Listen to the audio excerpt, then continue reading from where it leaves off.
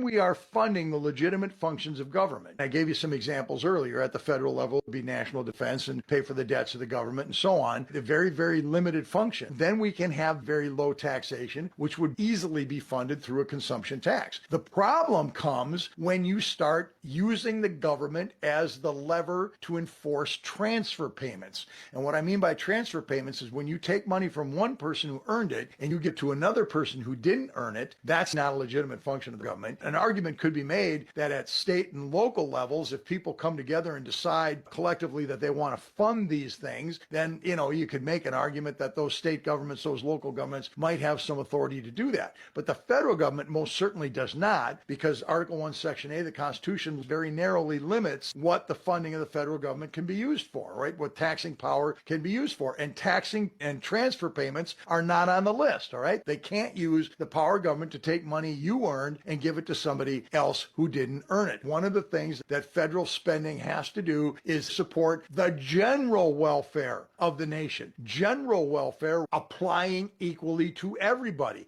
And transfer payments by definition cannot apply equally to everybody because one person has to pay it and another person gets to receive it. That's unequal treatment of the taxing power of government. By definition, transfer payments cannot meet the general welfare clause of the United States Constitution. They just can't.